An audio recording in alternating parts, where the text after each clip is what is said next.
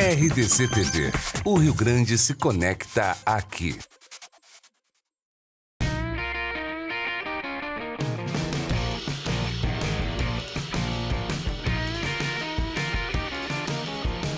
Virando o jogo, oferecimento Banrisul, o grande Banco do Sul.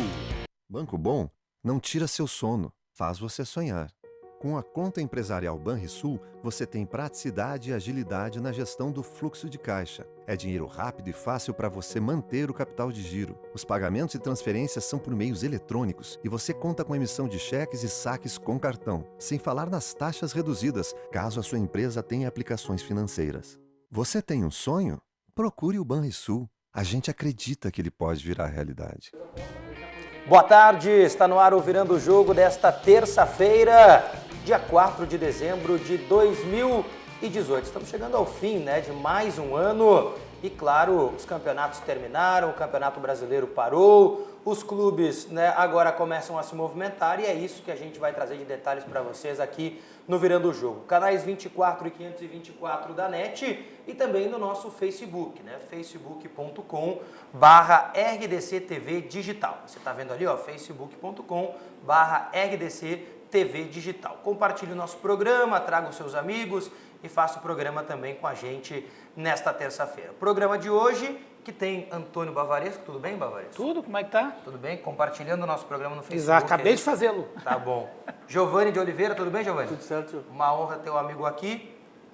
Otávio Hoffmann. Tudo bem. E o nosso convidado, Marinho Saldanha. Tudo bem, Marinho? Tranquilo, sempre um prazer. Marinho, que, do site, repórter do site UOL, e claro, também para nos ajudar hoje, trazendo muitas informações sobre a dupla Grenal, que afinal de contas nós não temos mais jogos, mas nós temos as movimentações de fora das quatro linhas, que são as permanências ou a saída dos jogadores e até, claro, novas contratações. E é justamente assim que eu queria começar o programa, com uma matéria produzida pelo nosso repórter Pedro Oliveira sobre o Everton, se ele vai ou se ele fica no Grêmio para 2019. Pedro.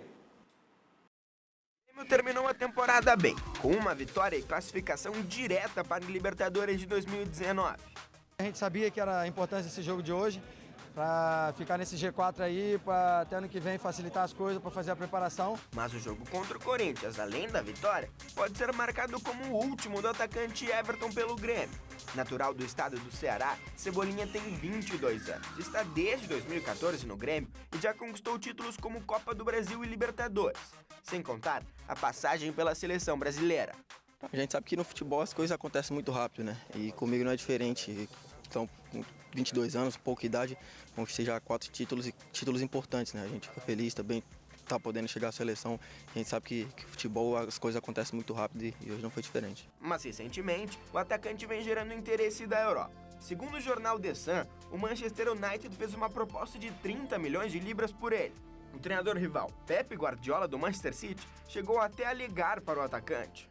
Cara, a gente sabe que tem um certo assédio aí, A gente procura manter a cabeça aqui, apesar de ser difícil, porque a gente sabe que está fazendo um bom trabalho. As equipes acabam sondando ali, a gente fica escutando rumores, cria aquela ansiedade. Mas vamos ver aí, agora vamos descansar bem nas férias aí, ver o que nos espera ano que vem. A direção gremista recentemente renovou o contrato do atacante até 2022 e seu salário está na casa dos R$400 mil. Mas um aumento não seria ruim, Everton? Se quiserem renovar o meu contrato aí também, eu tô aí, Mas a gente sabe que, como eu falei ali anteriormente, tem aquele assédio, tem aquelas sondagens, a gente sabe que está sendo observado, a gente procura focar aqui, Mas vamos ver aí agora entrar de férias, vamos ver o que nos espera ano que vem, se chegar algo concreto, algo que for bom para ambas as partes, a gente tem que sentar e decidir. Everton está no seu auge, classificado para mais uma Libertadores com o tricolor e podendo se firmar como um dos ídolos do clube. Mas Cebolinha, qual seria o melhor momento para sair? Agora ou no meio do ano? Tem aquela vantagem que você sair no meio do ano, você pega início de temporada da Europa, Isso cria uma grande vantagem, a gente sabe você chegar para se adaptar mais rápido, não você chegar assim no meio da temporada lá é bem difícil, São poucos jogadores que chegam já, tem um entrosamento assim, de chegar já jogando, mas a gente sabe também que futebol é momento, nunca se sabe o dia de amanhã, às vezes você pode estar por cima, outras vezes por baixo, então eu creio que a gente tem que aproveitar o momento. Mas Everton, peraí, Vamos combinar que jogar na Europa é um sonho para qualquer um. Recentemente, jogadores do Grêmio como Arthur e Jailson foram para lá. Vai dizer que não conversou com eles? A gente procura, inclusive mesmo na seleção, tiver a oportunidade de estar com o Arthur lá, né? Tentar como é esse convívio, como é essa adaptação. A gente procura sempre, o próprio Jailson agora que foi para a Turquia, a gente procura estar sempre procurando, porque a gente sabe que a nossa hora pode chegar. Agora, Everton vai ser ainda mais assediado por clubes de fora. E se chegar uma proposta, o tricolor não vai segurar o jogador. É que eu falo, o Grêmio, o grande clube, ele sobrevive vendendo um ou outro jogador e formando novos jogadores. É uma bola de neve, não adianta você só vender, você tem que formar também. E o Grêmio, nos últimos 2 anos, ele tem feito isso. Você vê que o Grêmio vendeu jogadores importantíssimos e mesmo assim o Grêmio continuou ganhando, continuou disputando várias competições e bem. Eu acho que isso tudo se resume a um trabalho muito bom, do presidente até o roupeiro.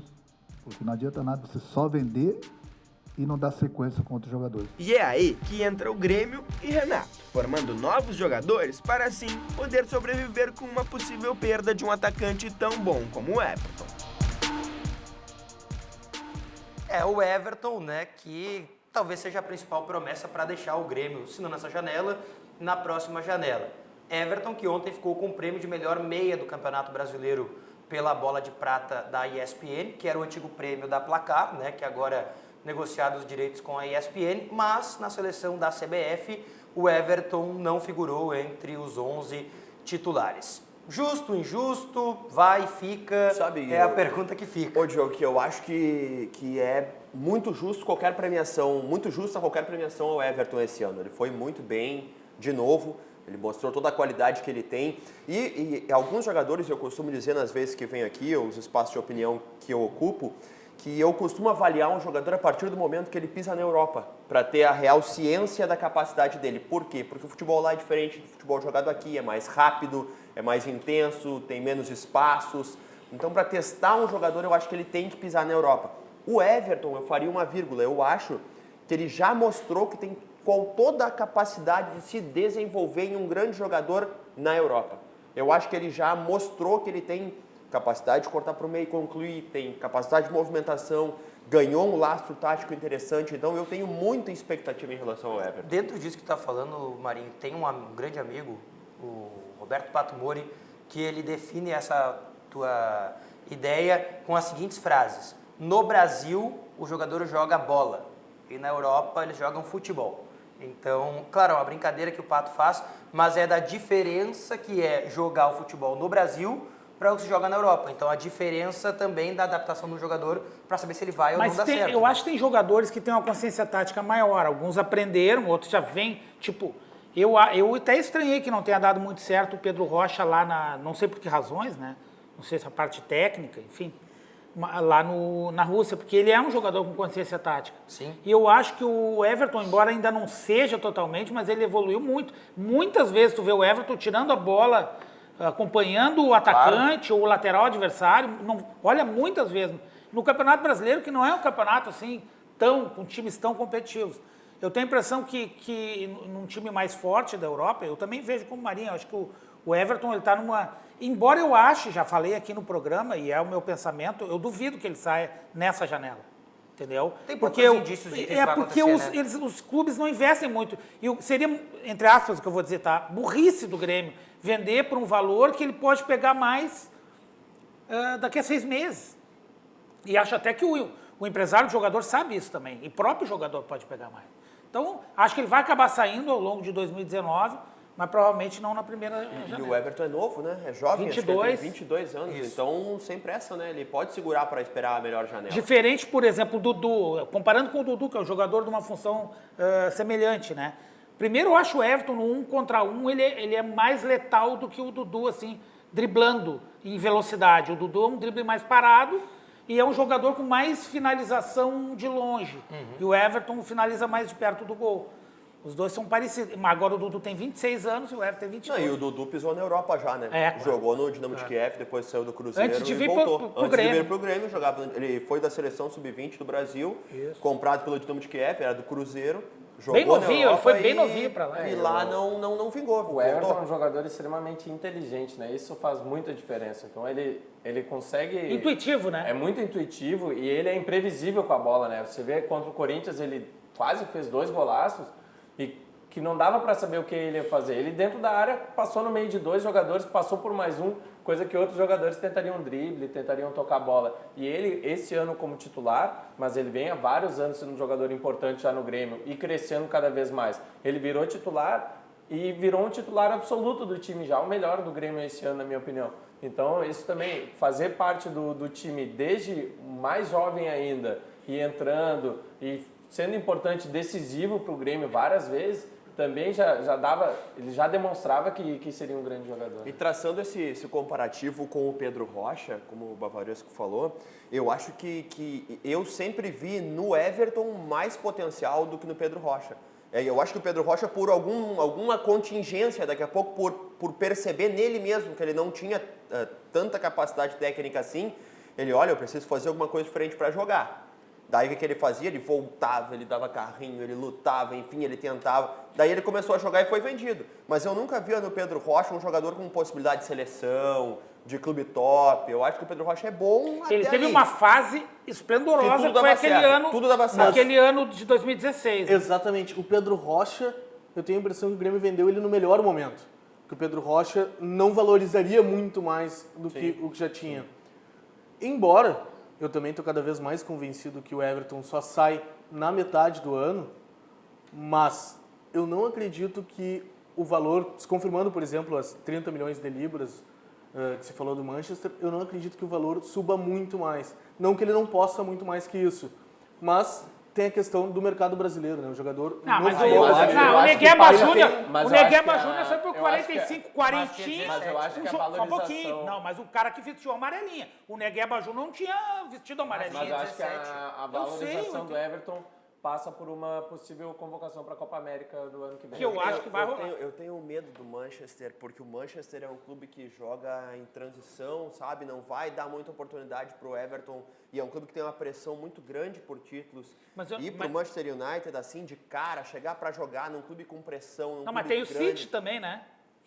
No City ele não vai jogar, né? No City ele não vai jogar. No City ele não vai jogar. No City ele não tem nenhuma chance dele jogar. O City eu acho que é o pior negócio para a carreira do Everton. Se ele pensando como jogador, e pode parecer estranho o que eu estou dizendo, o cara tem uma proposta do Manchester City e não vai. Mas é que você tem que pensar o seguinte, é a mesma coisa que ser convocado para a seleção brasileira, você pedir uma convocação.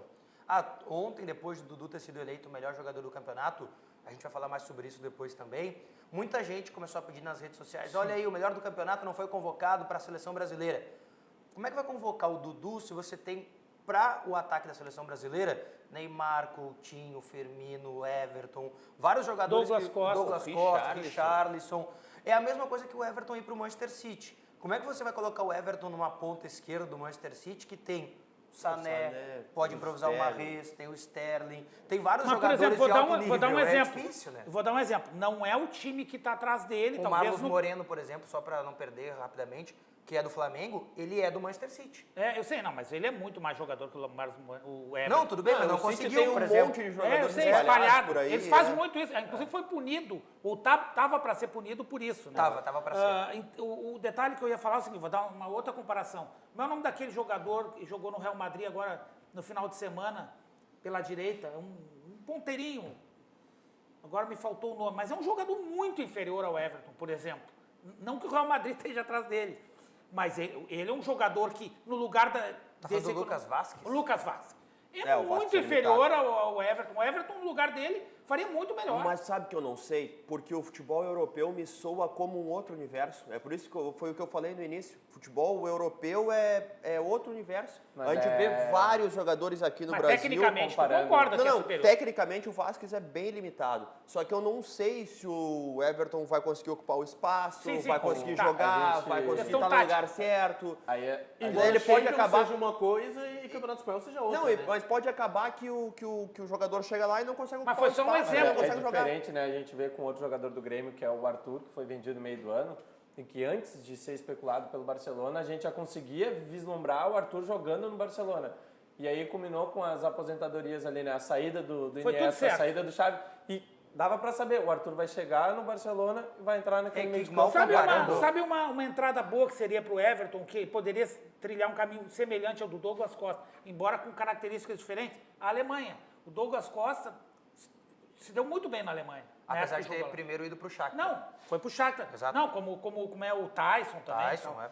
Mas eu digo, que não conseguiu, né? Mas eu acho até que na Alemanha ele teve mais projeção. Ah, sim. Mas é que jogadores como o Douglas Costa, que são características do Everton, por exemplo, jogadores de ponta... Só que é o contrário, né? Da direita. Eles são jogadores que fazem esse caminho, que é o que eu concordo com o Marinho. Você tem que pegar um caminho intermediário para chegar no grande. E a gente pode citar dois. Podemos citar o Douglas Costa, que saiu do próprio Grêmio, e o William, que saiu do Corinthians. O William foi para o Shakhtar também.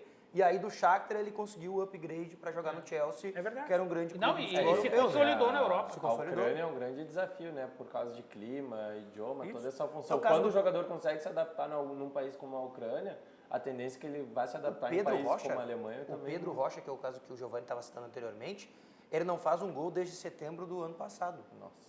O Pedro Rocha até levou um preparador físico aqui de Porto Alegre para atender ele de forma particular, porque ele não estava conseguindo acompanhar o ritmo dos treinamentos lá na Rússia. Ele estava com dificuldades físicas, estava abaixo dos demais, não estava jogando, daqui a pouco está desmotivado. Tem uma série de fatores, né? E tem vários clubes aqui no Brasil querendo ele, o Cruzeiro, o Corinthians, vários querem o empréstimo dele. O time dele que está contratando um jogador que tem características físicas que para a Rússia me chamam a atenção, que é o Ayrton Lucas, lateral esquerdo, né, do Fluminense. Que não foi um destaque do Campeonato Brasileiro. Não, mas é bom jogador. É bom jogador. O Renan Lodge é melhor do que ele. É melhor que ele. Mais forte também. Melhor do que ele. E o Fluminense está embolsando 30 milhões de reais, né? Tem vários. Tem um lugar na Europa que eu acho que qualquer jogador brasileiro deveria pensar em. E daí o nosso telespectador vai pensar, tá indicando clube ruim pro jogador. Não é clube ruim. Mas é um cenário que é um país que dá condição do atleta desenvolver, que tem um campeonato que não é o mais competitivo e que a Europa, o resto da Europa te vê de outro jeito, que é a Holanda. O campeonato holandês não é tão competitivo. Romário foi um campeonato mais ou menos. Foi. O Ronaldo foi também. Hoje está o que era do São Paulo, o Davi Neres, no Ajax. O Tagliafico, o argentino, também está no Ajax, mas é um campeonato que não é tão competitivo e os clubes são bem estruturados e fazem a Europa te ver de outro jeito. Daqui a pouco tu quica na Holanda, na Holanda e cai na Itália. É um comunitário, né? Então, a Holanda te dá uma estrutura, te dá condições técnicas de base desenvolver. De conhecimento do ambiente europeu, né? E faz os clubes europeus te verem de outra forma também.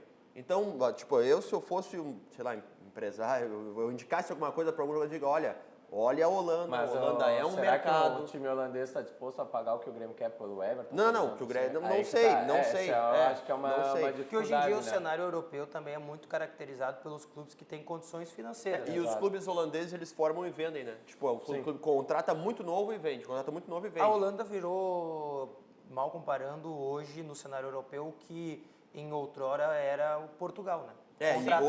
Só que hoje o Portugal é um descampado de nada. Ele é inferior tecnicamente, na minha opinião, ao futebol brasileiro hoje. Tecnicamente, eu acho, Portugal. Portugal tá bem fraco. Muito ruim. A maior prova disso, não estou desmerecendo o talento desse jogador, porque eu até acho que ele tem um certo talento, mas né, a gente viu aqui no Brasil que não era tudo isso. Muriel, irmão do Alisson. Sim, o goleiro. Um dos melhores goleiros do Campeonato Português. Está sendo negociado agora do Belenenses para o Sporting de Portugal, que é um grande no futebol português. No Brasil, ele sucumbiu, né? Portugal virou um monte de nada. E a gente vê na Copa dos Campeões, por exemplo, vamos fazer uma comparação aqui. Tem 1 ano de idade essa comparação, mas acho que cabe. O Grêmio jogou contra o Real Madrid, tá certo, deu um chute e meio no gol. Mas foi um jogo. Mas foi um jogo, digamos, foi 1-0, com um gol, uma falta no meio da barreira. Pô, aí tu vê o desempenho dos times portugueses Nossa, eles tomam goleadas assim. E só para não perder o fio da meada dessa condição, eu tava lá, vi esse jogo e não fosse o físico do Grêmio, tecnicamente... Não, e a ausência do Arthur também Claro, fez claro, uma diferença. claro. E O do Grêmio- Maicon, o Grêmio dos tinha dois. desfalques É que importantes. tecnicamente o Real Madrid era Não, incomparável. tecnicamente o Real Madrid estava um abismo acima do Grêmio. Incomparável, era incomparável. O Grêmio ia fazer aquela pressão que ele fazia na é Libertadores isso. do Brasileiro, ficava o Modric, Não, o mas Kroos é- aqui, ó, pá, pra mas lá. é pra cá, fisicamente pra lá. também. Fisicamente também. Eu tava muito abaixo do Mas o Grêmio ainda assim conseguiu competir. É, que eu acho que o futebol Mas português, aí tem quando uma joga... questão importante nessa questão da comparação com o futebol português, que aquele jogo para o Grêmio era um jogo único. Talvez, não sei quando, pode ser até ano que vem, mas a gente sabe que não vai ser toda hora que o Grêmio vai estar lá frente a frente com o Real Madrid no Mundial. Os clubes portugueses, bem ou mal, acabam enfrentando na Champions de novo, acabam... Madrid, Não, claro. Né? Mas- Aí se o não, Grêmio mas é- enfrentasse Claro, uma talvez vez o por Grêmio ano, saísse talvez... melhor também. Claro. Porque o intercâmbio faz o melhor. A gente falou de tantos países, né, aqui no início do debate, que eu tenho uma sugestão para você. Viajar. E viajar é sempre bom com o Sesc, viajar com tudo. Pacotes turísticos nacionais e internacionais para todo mundo poder viajar, até quem não é comerciário. Acesse agora mesmo o site do Sesc, sesc-rs.com.br e faça uma boa viagem. Vamos a mais um empreendimento do Grupo IEX, o Vivenza Serena. Vamos conhecer uma das casas que estão sendo lançadas.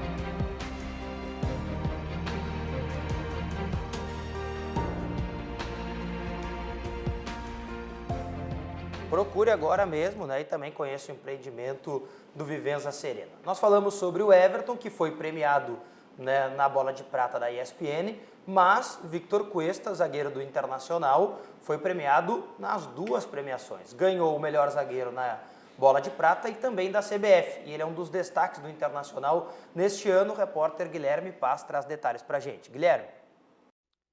Victor Cuesta, argentino de La Plata, 30 anos. Zagueiro, que chegou ao Internacional na temporada de 2017, vindo do tradicional Independiente da Argentina. Sólido e consistente no Campeonato Brasileiro deste ano, atuou em 34 jogos pelo Colorado. Com o gringo em campo, o Inter sofreu 24 gols, uma marca expressiva, colocando a equipe entre as melhores defesas do Campeonato Brasileiro. Mas quando precisou, ele também apareceu no ataque, balançando as redes, como na vitória contra o Santos e Vasco da Gama. A sua qualidade não é reconhecida apenas pelo torcedor. No dia de ontem, conquistou a bola de prata e foi escolhido para a seleção do campeonato pela CBF. Fico muito feliz pelo reconhecimento. Queria agradecer aos meus companheiros e também à comissão técnica comandada por Odair Hellmann, que fez grande trabalho. E ao lado de Rodrigo Moledo, Victor Cuesta ganhou a confiança da torcida colorada. E com contrato até 2020, o zagueiro se torna uma das principais esperanças para a disputa da Copa Libertadores da América do ano que vem. O Victor Cuesta, para mim, justamente escolhido o melhor zagueiro do Campeonato Brasileiro. Para a gente passar rapidamente, só para o telespectador que não teve a oportunidade, foram duas premiações diferentes. A da ESPN, que a gente acompanhou na que tem, matéria. Vai fazer 50 anos. Vai fazer 50 anos. E ontem completou Era 6 da revista anos. Placar antes de ser. Ontem completou 6 anos também, Bavaresso, já que tu gosta de história, de que o Neymar ganhou o prêmio Or Concur do Bola de Prata. Né? Ele e o Pelé, só os dois são Or Concur do prêmio da Bola de Prata. Ele ganhou porque ultrapassou a marca do Ronaldo em 95, de uma média superior a 7,12 em atuações. Então, esses dois jogadores são Or Concur. Eu discordo, né? Para mim, outros jogadores que passaram pelo futebol brasileiro talvez também merecessem um Or Concur. Mas a única diferença, as duas únicas diferenças, na verdade, que aconteceram da seleção da ESPN para a seleção da CBF, é que na seleção da ESPN, né, que é por pontuação e estatísticas, o goleiro foi o Everton do Palmeiras. E da CBF, né, onde os jornalistas votaram, o Marcelo Lomba, goleiro do Internacional, foi o escolhido. E no meio-campo da ESPN, o Everton do Grêmio e da CBF, o De Arrascaeta. Só que no caso do Bola de Prata também são jornalistas que votam, né? Isso, mas também usa Tem uma média. percentual estatístico do Sporting Bet. E eles votam, todos os jogos são acompanhados. Isso, né? exatamente. É uma análise Você estatística. sabe qual foi o maior mito do Cartola desse Campeonato Brasileiro? Curiosidades curiosas. Walter Kahneman. O maior pontuador? É. Curioso. Jogador que tem dados estatísticos E não muito jogou bons. tantos jogos assim. Falando do Cartola, o Cartola tá ameaçado, né? Porque com a divisão de Globo Esporte Interativo, o Cartola pode não acontecer mais. Pois é. Ah, por causa da transmissão dos Porque, jogos? e os clubes que fecharam com o Esporte Interativo, em tese, não têm direitos virtuais para Globo. Uma coisa meio É o caso videogame, do assim, aquela Inter, coisa. né? Isso aí, o caso do são vários clubes. Palmeiras, seis, se não me engano. O Palmeiras não tinha fechado Inclusive, ainda, né? o Inter está num debate, né? Com o Sim. Esporte Interativo tentando romper. A gente vai falar disso daqui a por pouco. causa da premiação superior ao Palmeiras. Sobre né? a premiação, então, para o telespectador ter ciência, goleiros Marcelo Lomba e o Everton. Lateral direito foi o Mike nas duas seleções. Vitor Cuesta e o Pedro Jeromel, zagueiros. Nas duas. E o René, o lateral esquerdo, nas duas. Os dois volantes escolhidos, Rodrigo Dourado e o Bruno Henrique. O meia escolhido nas duas, Lucas Paquetá. E aí o meia que se dividiu, Everton na ESPN e o De Arrascaeta na CBF. E os atacantes Dudu e também o Gabigol, Gabriel Barbosa, que foi o artilheiro do Campeonato Brasileiro. Nos dois, Dudu, o melhor jogador do campeonato. E nos dois também, o Pedro, revelação da competição, o artilheiro do Fluminense, que jogou metade do campeonato só e fez 10 gols. O artilheiro que jogou os 38 jogos fez 18, né? Então o Pedro manteve uma média muito alta. Quantos jogos o Pedro jogou? 18 só, a metade. Tá bom. Considera-se É o que eu considero também. Pedro. Por exemplo, eu até tive uma discussão, viu, Marinho? Num grupo que a gente faz parte ali, que é o seguinte: eu não consigo votar no Gustavo Gomes, zagueiro do Palmeiras, como o melhor jogador da posição. Por quê? Ele até foi melhor que o Cuesta e o Jeromel na competição, mas ele jogou 14 jogos, enquanto o Cuesta jogou 38. Eu discordo um pouquinho. O Jeromel tem uma eu ia falar sobre isso agora. Eu ia falar sobre isso. Além de ter jogado mais jogos do que o jogador do Palmeiras, a gente tem uma imagem do Gustavo Gomes, a última que ficou. Palmeiras há 23 jogos invicto. Isso. Mas ele pegou um momento do campeonato, se tu pegar o todo do campeonato, que ele nem jogou, Sim, jogou só 14 jogos. O Jeromel, nos primeiros jogos, ele jogou demais, tanto que ele foi para a seleção. Depois, quando ele volta da seleção, ele volta não tão bem, o Jeromel.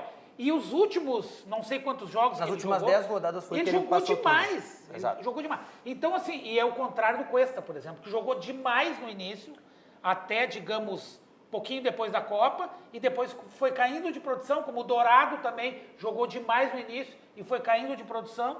Teve outros jogadores, o Gabriel foi, eu diria que os mais estáveis e regulares desses que a gente está citando, foi o Everton e o Gabigol, que mantiveram até o Gabigol até fez uma curva ascendente, ele começou meio mal e foi melhorando.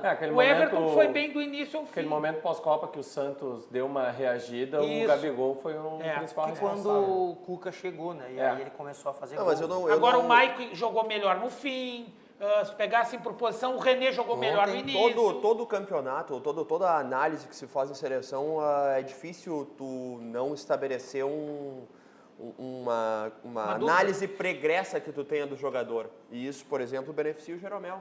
Todo mundo sabe que o Jeromel é um baita jogador. Todo mundo sabe que o Jeromel é um monstro, não sei o quê. Aí quando tu vai avaliar, tu já começa a ver bem o Jeromel. Entendeu? Por mais tu que já ele... avalia Tu positivamente. já começa com o Jeromel com mais estrelinha. Ele já começa acima. Mas além dos... Na bola de prata, é o 4º ano consecutivo que o Jeromel o Jeromel já começa com mais estrelinha. Já começa É o único a ganhar 4 vezes seguidas, né? Até estava conferindo, o Falcão ganhou 4 bolas de prata. Só que em 77 ele não ganhou. Ele ganhou em 75, Figueiredo 76, ganhou 4, 78 e 79. O Jeromel ganhou 4 anos seguidos. Ele ganhou 4 anos seguidos. E o Jeromel é interessante, tu comentava, Bavaresco, da queda do Cuesta no final. Eu até não acho que tenha caído tanto. Mas é interessante. Eu não consigo me lembrar de um jogo ruim. Tava tentando lembrar, não consigo lembrar de um jogo ruim do Cuesta. Ruim, não, assim, mas o Cuesta foi mal. Ele errou numa bola. Ele falhou em vários jogos agora no fim. Mas daí a gente vai pensar no jogo. Contra o Sport Recife. Não, só pra... mas daí tu pensa no lance do gol. O D'Alessandro recuou apertado pra ele. E ele foi tentar consertar o erro do D'Alessandro. Contra o Botafogo, se não me engano, ele também foi mal. O erro dele principal foi virar aquela bola de direita, né? Que a perna que não é muito boa. Mas ele foi tentar consertar o erro do D'Alessandro. Contra o Botafogo ele errou 2 vezes. Errou no lance e depois foi consertar, aliás, contra o Ceará. Mas é interessante. O erro contra o Ceará foi do D'Alessandro, que recuou apertado pro Cuesta na direita, que não é a perna dele. Ele foi consertar o erro do D'Alessandro, daí deu tudo errado. Mas é interessante também perceber que a queda de rendimento geral da defesa do Inter foi quando o Moledo começou a oscilar, jogar às vezes, não jogar, ficou um mês fora. E ali a defesa toda do Inter começou a tomar mais gols. E o Moledo, que estava na seleção da Bola de Prata até o Jeromel completar 20 jogos, né? Porque com menos de 20 jogos o jogador não estaria na seleção. Curiosamente, ele completou 20 apenas. Exatamente. Do Jeromel. Quando o Jeromel completou 20 jogos, tirou a vaga do Moledo. Eu fiz uma matéria sobre isso na época. A defesa do Inter passou a mudar todos os jogos. Ou um ou outro. Eu lembro de ou mudava o Moledo, ou mudava o lateral, ou mudava o volante. Todos os jogos teve mudanças, se não me engano, foram todas seguidas, assim. Aí daí o Inter começou a tomar gol. Porque toda na que vinha acontecendo com os outros times, quer dizer, o Palmeiras... eu tiro o Palmeiras também, fora, porque o Palmeiras fez de propósito, ele mudava de propósito. Mas acontecia com os outros, não de propósito. Por exemplo, com o Grêmio, pela convocação de Jeromel, depois pela convocação do Kahneman. Muitas vezes a escolha errada do Renato, que eu acho que hoje ele admite, de colocar o Bressan em detrimento do Paulo Miranda. E o Grêmio tinha, se mostrou muito na metade do campeonato pra cá, tinha troca na lateral direita sempre, né? Sim, não, mas aí de propósito. Aí não era uma questão... E o Inter era beneficiado por ter só o brasileiro, né? Não tinha outras competições. Que agora não vai ter mais, porque teve que se reforçar. Sobre o Renato também, só para não... Eu vou pescando coisas, né? Ontem, no UOL também, o Jeremias Werneck publicou uma matéria de que o Renato vai fazer o curso de treinador da CBF. Ele vai ser colega do Odair, porque então o Odair também vai concluir o curso. Também que é obrigatório agora. E aluno do Falcão. O Falcão é professor. Falcão é professor? Falcão é professor. Vai ser colega do Odair agora nas férias. Né? Falcão, um baita jogador, talvez um dos maiores da história do futebol gaúcho, né? Talvez um debate que a gente faça no futuro aí, talvez até seja o maior jogador da história do futebol gaúcho, mas, né, na teoria ele é bom, né? Por isso que ele vai ser professor. Na verdade, o ofício do treinador... Desculpa, eu não consigo ver ele na prática. O ofício do treinador é muito mais que isso. É um somatório de fatores. Eu nunca vou conseguir conceber que um técnico é bom só porque ele é motivador, ou ele é bom só porque ele é um monstro na tática, ou ele é bom só porque ele escolhe um contexto. Ele precisa de vários fatores. Na média, ele tem que... Ele não vai ser perfeito, né, Marinho? Ele tem que ser bom em várias coisas. Citei aqui um erro do Renato. Ele tem muitos méritos, outros erros também. E eu quero dar um exemplo nessa linha do que o Marinho falou, só para ilustrar. Hoje tem uma entrevista que está causando polêmica aí do Rodrigo Caio. Eu ia comentar sobre isso. E para te ver como o Aguirre, eu sempre achei, e falei aqui muitas vezes, é uma coca de 3 litros, entendeu? Ele perde o gás com o tempo porque ele não sabe administrar. Tudo bem, o jogador é mimado, muitos torcedores de São Paulo caíram de pau no Rodrigo Caio, que é meio mimimi mesmo. Mas... isso é uma coisa. Só que o Rodrigo Caio é patrimônio de São Paulo. É um jogador que se desvalorizou nas mãos de um treinador que andava para ele. E daí a gente vai... Entendeu? Isso não é administrar bem o clube. E tem um outro exemplo, né? De um técnico que todas as pessoas que falam de futebol dizem que ele é a 8ª maravilha do mundo, só que os trabalhos dele normalmente acabam e quem chega ganha, que é o Roger Machado. Os trabalhos do Roger Machado acabam. Fernando Diniz. Quem chega... Não, esse eu não considero nem médio. Nem médio. O problema do Fernando Diniz é existem duas coisas, o mundo ideal e o mundo real. É o método acima de o futebol dele é o futebol ideal. O futebol real é outra coisa. É outra coisa. Ele é o Boulos do futebol. É o radical de esquerda. Você pega do que o Rodrigo Caio falou da Aguirre e do Roger, pelo que a gente conhece dos problemas que ele tem, é gestão de grupo. Não tem habilidade de gerir um grupo. É do Globo Esporte ou do UOL essa entrevista, o Marinho? Não me recordo. De quem? É do Rodrigo Caio. Acho que é do Globo Esporte. Não, eu acho. É com o André Henning, né? André Henning do Esporte Interativo. Esporte Interativo. Estava tentando lembrar. Só para quem não teve a oportunidade de acompanhar, a entrevista do Rodrigo Caio, ele fala sobre o Diego Aguirre, mas ele começa, na verdade, dizendo que ele passou por um processo de lesão, onde ele ficou 3 meses parado, e nesses 3 meses é que ele identificou um problema no Diego Aguirre. O problema era, ele nunca foi procurado pelo Diego Aguirre, o que ele alega, para conversar, para saber se ele está bem, se ele não está bem. E aí, um dia, após a lesão, né, o Rodrigo Caio precisava de um lateral para ser testado num treino, e o Rodrigo Caio é um jogador híbrido, a gente sabe, né, joga de zagueiro, lateral e volante, e o Diego Aguirre optou pelo Anderson Martins para jogar na lateral direita, porque o Arboleda, que estava voltando da seleção, estava um pouco desgastado e não podia fazer aquele treino tático. Aquilo foi a gota d'água para o Rodrigo Caio, que perguntou para o Raí qual era o problema que o Diego Aguirre tinha com ele. E que daquele momento em diante ele não jogaria mais em outra função que não fosse de zagueiro. Por isso virou reserva do time do São Paulo e nunca mais teve uma boa relação com o Diego Aguirre e acabou saindo. O Rodrigo Caio, para mim, está no mesmo caso agora do Luan. Passou da idade dos grandes clubes do futebol europeu. Não. Você está falando do lado profissional Não, dele. não, lado profissional não. Estou falando do caso do Rodrigo Caio. Sim. Os dois fizeram exatamente a mesma coisa. Passou a idade da Europa. Os dois queriam a Copa do Mundo, nenhum dos dois foi e nenhum dos dois aceitou a proposta da Europa. É claro, a proposta do Rodrigo Caio talvez fosse melhor que a do Luan. A do Luan era para o Spartak Moscou da Rússia e a proposta do Rodrigo Caio era para a Real Sociedad da Espanha. O tamanho de clube a gente pode discutir, mas o cenário era bastante diferente. E agora os dois têm 25 anos. Mas eu não consigo compreender alguém que não vai para a Europa, um jogador que não vai para a Europa. Eu não consigo compreender, você nunca vai me explicar. Porque eu também não consigo nunca vão me explicar. Tu não pode dizer, eu não vou para tu vai para o Sassuolo, vou. Tu vai para qualquer clubezinho aí, tu vai para, sei lá, para o Leganés, vou. Tu vai para o Alavés, vou. Por quê? Porque é melhor tu lutar todo ano para não cair na Europa do que tu conquistar títulos no Brasil, gente. É isso aí. A analogia que se faz é a seguinte, é melhor o que pra ti? Tu jogar a tua vida inteira sendo campeão no Acre ou tu disputar pra não cair em São Paulo? Disputar pra não cair em São Paulo, é óbvio. Mas eu acho que nunca vou conseguir entender. Eu vou discordar uma coisa, eu acho que como escolha de carreira, eu acho que como porta de entrada, ok, tu ir para um time que vai brigar para não cair. Mas essa comparação, hoje o Brasil paga salários maiores do que em alguns centros na Europa. Não, mas se tu for para a Europa, tu vai conseguir voltar para o Brasil. Não, e se tu não for para a Europa, tu pode rodar o Brasil. Eu acho que no caso do Luan, o caso do Rodrigo Caio, eu acho que a fama do Rodrigo Caio é muito maior que a bola. Mas é que daí ele tinha que ter aproveitado. Foi o maior erro da carreira dele, é esse, né? Isso que eu quero dizer. Eu acho que o Rodrigo Caio errou mais que o Luan. Embora o Luan tenha, na minha opinião, se é que essa proposta era verdadeira, era, né? Qual delas? O Spartak. Não, essa era... Duas foram verdadeiras. Ele não avaliou bem no seguinte sentido. Na verdade, uma ele não avaliou bem e outra o Grêmio não avaliou bem, na minha visão. Ele ia jogar no país da Copa, gente. Não era ruim também. Mesmo ele saindo do Brasil.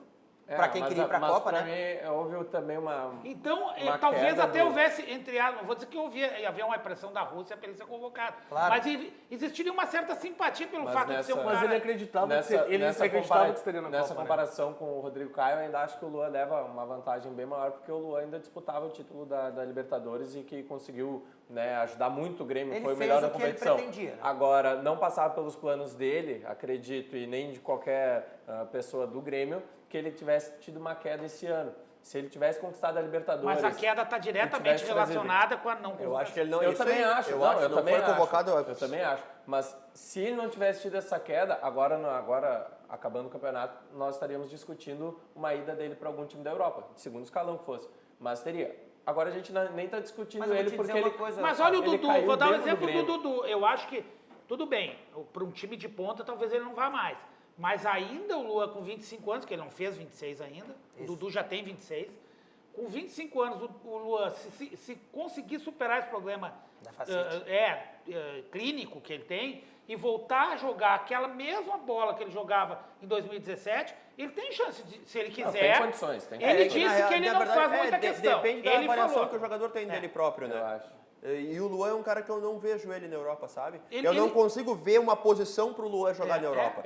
A Europa não usa mais o último meia. Eu me lembro Paulo Henrique Ganso. Me lembra muito. A Europa não usa mais o último meia. Mas entra mais na área que o Ganso. Não tô nem dizendo assim como característica, sabe? Não tem a posição não tem posição pra ele. Não à toa ele não foi pra seleção brasileira também em função disso, né? Que o Tite queria ele jogando aberto. Mas ele não joga aberto. Mas aí é um erro do Tite, na minha opinião. Não, eu concordo. Eu acho que ele teria um lugar na seleção. A seleção brasileira brasileira... Não acho que ele teria lugar na seleção. Mas não, como alternativa, sim. Não. É que daí a gente tá pensando na seleção real, né? Aqui foi. Sim. Não, tem vários jogadores que poderiam ter saído, poderia ter entrado no Luan. Sim. Mas eu não vejo... O próprio Arthur, na minha opinião, o Arthur tinha. Dentro do esquema da seleção, o Luan não se encaixa realmente. Eu também, a gente pode pensar melhor, pode perder mais tempo pensando, tá? Mas é que hoje talvez fique um pouco mais fácil para se avaliar, porque a gente já viu o Brasil perder para a Bélgica. Perfeito? Se aquela bola do Renato Augusto entra, o Renato Augusto era útil. Tudo bem, mas era mais fácil, na minha visão, num jogo de pressão que você está perdendo para a Bélgica, você sacar um meia como o Tite fez para colocar o Luan, do que para colocar o Renato Augusto. Não, só que daí tu vai pensar que o Luan... A tendência é que ele se encolha numa Copa do Mundo. Ele nunca... Ele pisou... Mas na Olimpíada ele mudou o Brasil, Ele nunca... Jogando no Brasil. Ele nunca pisou num gramado na Europa. Mas contra europeus, né? Contra a Alemanha ele foi muito bem, por exemplo. Mas a Alemanha, né? A Alemanha B, digamos assim. Mas era da idade dele, né? Era, mas ele nunca pisou, né? Enquanto o Brasil levou o Neymar, a Alemanha levou o Lan. O Lan jogava na época, não levou o Miller. Não levou ninguém. Então a Alemanha via a Olimpíada de uma forma diferente do Brasil. O Brasil queria a Alemanha se ganhasse, ganhou. É que nem a Sul-Americana do Inter até a final. Os outros times estavam ali jogando e o Inter queria ganhar. Entendeu? Foi assim que a Alemanha jogou a Olimpíada. O Luan nunca pisou num gramado europeu. Nunca. Nunca enfrentou o Kroos, o Lukaku, o Hazard. Nunca. Aí tu vai acreditar que um jogador assim, que só jogou no Brasil, vai chegar e vai mudar um jogo de Copa do Mundo? A prova do que tu está dizendo, para concordar contigo, é que no jogo contra o Real Madrid, lá em Abu Dhabi, um representante do Liverpool foi assistir e ele sucumbiu. O Luan desapareceu. E ele sucumbiu. Claro, tem uma série de fatores que a gente já debateu que pode ter ajudado. Mas individualmente eu estou montando esse cenário, tá? O Brasil tá 1-0 para a Bélgica, vai botar um meia. Bota o Luan, que nunca jogou contra um europeu na vida.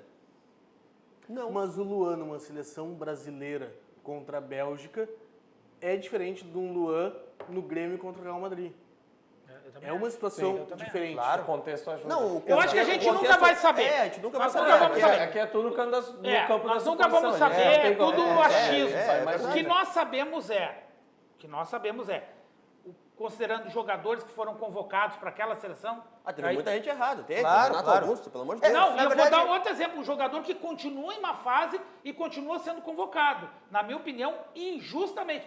Ele fez muita coisa, mas já faz um ano que ele não faz nada. Na verdade... Se chama Gabriel Jesus. Ele é reserva até no time dele. A fase dele é horrível. Tem muita coisa incompleta, né, que a gente nunca talvez vai conseguir chegar a uma solução sobre a seleção brasileira ou sobre essa condição dos jogadores brasileiros. Mas tem uma coisa completa para você que é o Banrisul Digital. É um aplicativo completo para simplificar toda a sua vida com a segurança que só o cliente Banrisul tem. Baixe e comece a usar hoje mesmo. Banrisul Digital. Clique e simplifique. Vamos ao recado do Tri Táxi Aéreo. Daqui a pouco a gente volta para falar um pouco sobre dinheiro. Será que vai faltar para os clubes do futebol brasileiro?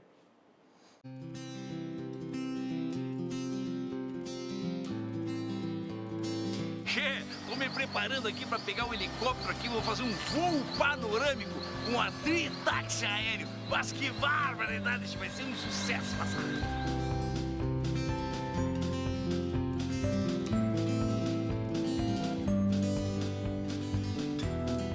Mas olha só a cascata do Caracol aqui em Canela. Que coisa linda a natureza, né, Che? E olhando aqui desse passeio panorâmico com a Tri-táxi aéreo, fica mais bonito ainda. Dá uma olhadinha, Che.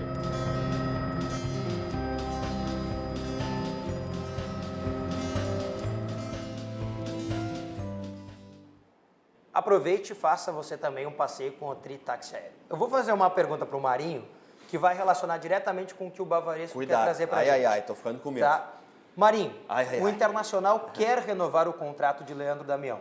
Quer. Mas admite que ele está valorizado no mercado. Exatamente. E o custo dele é elevado. Bastante. Os clubes brasileiros, Bavaresco, terão condições para manter jogadores como o Leandro Damião em alto nível e com alto valor salarial? Eu tenho aqui uma projeção, tá?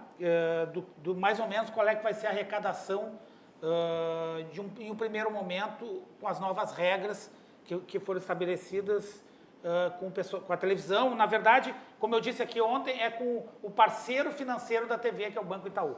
Então, é o seguinte, o top, vai ter 2 clubes no top, tá? Que vão receber a projeção, né, 250 milhões. Olha a diferença. que é Corinthians e Flamengo, tá? Mais abaixo um pouquinho, o São Paulo e o Palmeiras, não sei qual é o critério, mas enfim, 160 milhões. E aí, num terceiro grupo, os 2 de Minas, os 2 do Rio Grande do Sul e o Santos. Recebendo? 90 milhões. Nossa, tá? é muito baixo. Perto dos não, outros. não é que seja baixo, mas é que é uma diferença muito grande, por exemplo, para o São Paulo, que há 10 anos não ganha nada. Com 90 milhões não dá para pagar o que o Inter deve e contratar o Claro, Daniel. isso é a projeção do garantido. O Internacional deve 720 milhões. Pagar o que deve não vai pagar, né? Isso aí a gente sabe que não vai pagar. Vai ali, vai negociar, vai empurrando. O Leandro Damião é um jogador hoje que tem mercado. Tem, mas eu costumo dizer que o futebol é uma bolha, né? O futebol é uma bolha. Quando a gente fala em um salário de 900 milhões, 500, fala 25 900 mil, mil, 25 mil não é nada. 500 mil, 25 mil não é O nada. absurdo é isso, né? Os clubes falidos e os jogadores ricos. Não, e a realidade do Brasil e a realidade do futebol brasileiro. O UOL publicou essa semana passada uma matéria, um estudo que fala que o Brasil paga salários acima do México, paga salários acima do Portugal. Eu vi essa matéria. Paga salários acima sei lá, tem mais uns 3 países na Europa que pagam salários abaixo do Brasil. O Brasil, em média, paga salários acima do México. Entendeu? Então, é um absurdo, tendo em vista a crise do futebol, a crise do país. Isso é um absurdo. Eu tenho uma coisa. Mas se tu colocar também, Marinho, é uma coisa importante, Diogo, claro. O preço dos ingressos. Gente, comparando com o que era há uns anos atrás, o jogo do Grêmio tinha 41 mil pessoas, o jogo contra o Corinthians, que valia, sim, valia, mas não era uma decisão nem nada. E os ingressos não eram baratos, gente. Então a gente tem que ver o seguinte, realmente é uma bolha o futebol, mas ele também arrecada bastante. Não, eu sei disso. Mas a arrecadação é grande. Ah, sim, claro. Eu quero dizer assim, o Grêmio, por exemplo, para dar um exemplo que eu conheço um pouco melhor, não sei, eu conheço superficialmente a situação do Inter.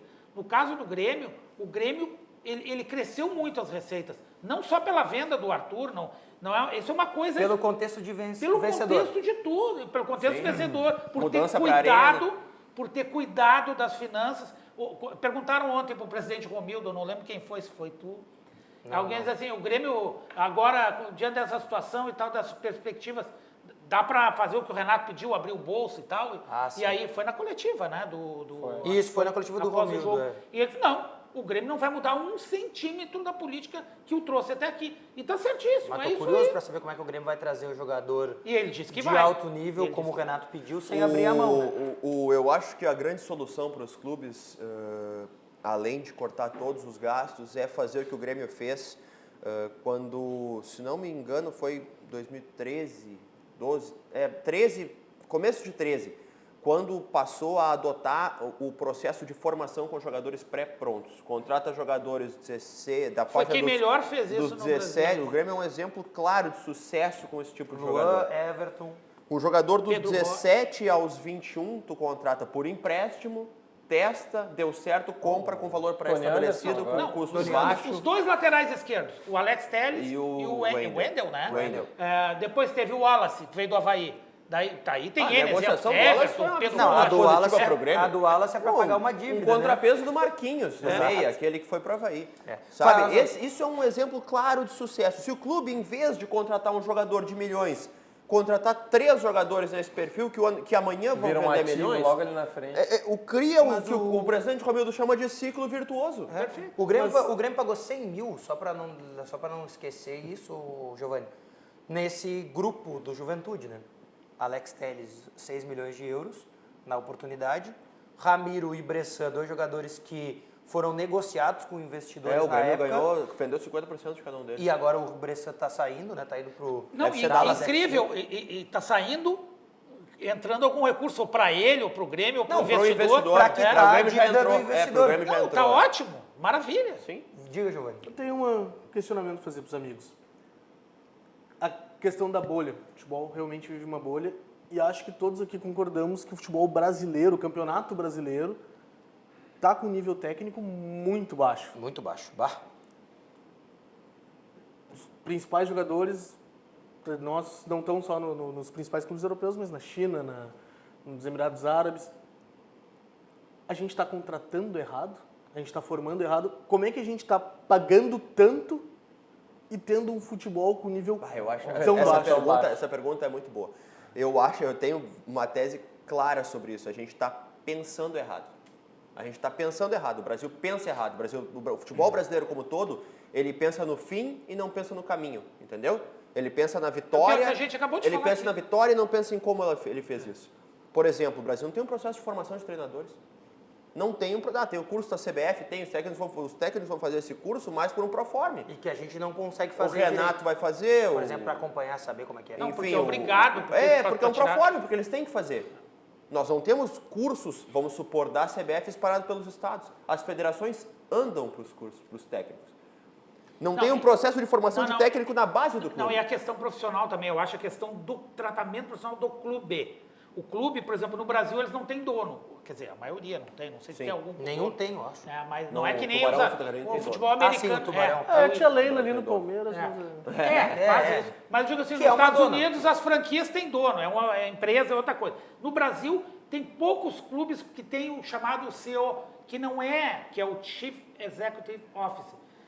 Que não é só pelo nome inglês e pela figura, não, é o cara profissional, é o cara que vai tratar de receita, de despesa, fluxo de caixa, que muitos presidentes de clube têm popularidade, se elege, mas não sabe. E o clube brasileiro tem um grande problema que é a mudança de pensamento. Os clubes não têm um perfil que é dele, o meu clube é assim, eu vou ser assim a vida inteira. Aí ganha um presidente, muda tudo, ganha outro, muda tudo, ganha outro, muda tudo, o Brasil vai se matando. E foge do DNA do DNA do clube. O Brasil o futebol é autofágico no Brasil. E aí a gente consegue perceber essa mudança no Grêmio com o Romildo, de um cara que assumiu e planeja o futebol, não só executa, né? E aí ontem eu estava olhando uma coisa dessas seleções do campeonato e o Fluminense. O Fluminense pega os últimos 10 anos, tem título brasileiro, luta contra o rebaixamento.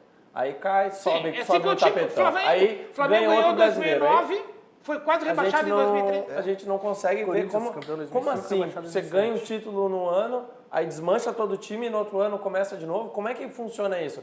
E no Grêmio hoje não, a gente tem uma perspectiva do Grêmio e o Inter acredito que esteja começando um trabalho parecido de o torcedor sabe que o time vai chegar todo ano, pode não conquistar nada, mas o caminho está trilhado. Eu acho que é muito importante o torcedor entender isso.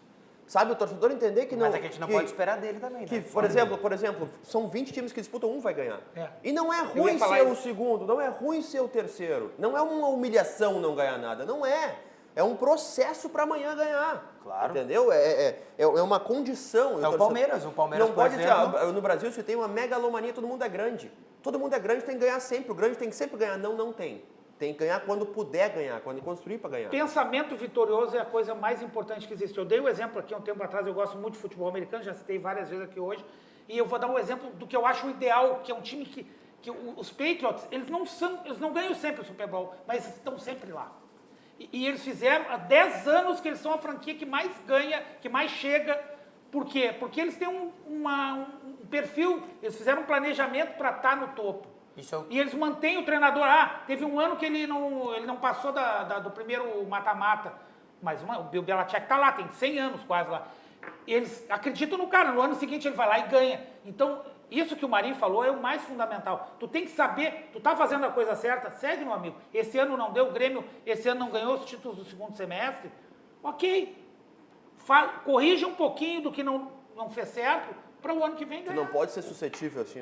Muda tudo. Criticar muda tudo. Não sei quem é queimar a casa. E aqui eu acho que tem a grande importância da declaração do presidente Romildo.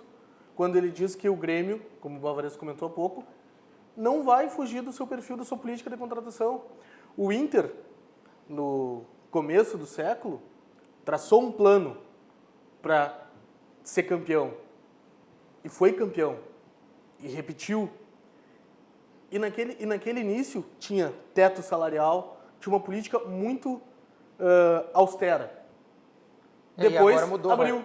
Quando virou a farra do milhão no Inter, deu 3 anos, caiu, né? Deu 4, 5 anos, caiu. Incrível isso, E eu acho que dentro disso que vocês estão falando, tem uma coisa importante que é um sentimento que eu tenho visto por parte do torcedor de maneira geral. E aí eu vou usar o exemplo do Grêmio, porque eu acho que é o torcedor que está mais adaptado já a essa condição. Hoje eu vejo muitos torcedores se perguntando mais quem vai substituir o Romildo do que quem vai substituir o Renato ou um jogador do time do Grêmio, porque quando o Romildo deixar o Grêmio, e ele já disse que não vai tentar mudar nada do que está no Estatuto do Grêmio para permanecer, apesar que alguns conselheiros querem que isso aconteça, né? E tem uma brecha no Estatuto do Grêmio que daria essa oportunidade.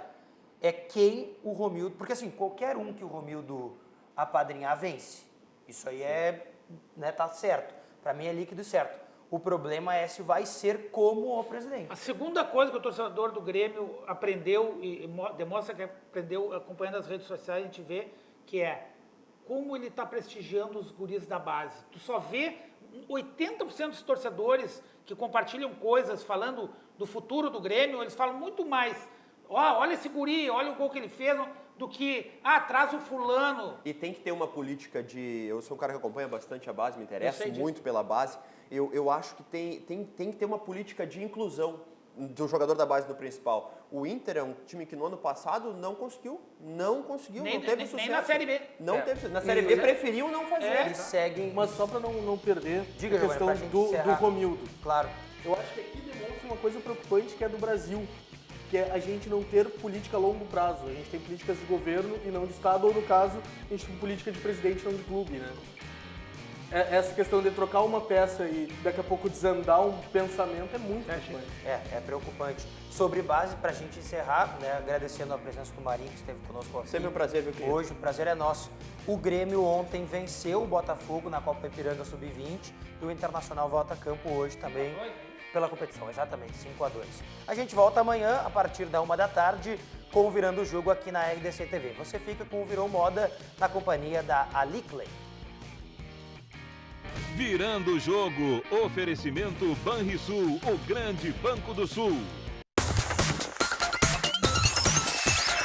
RDC TV. O Rio Grande se conecta aqui.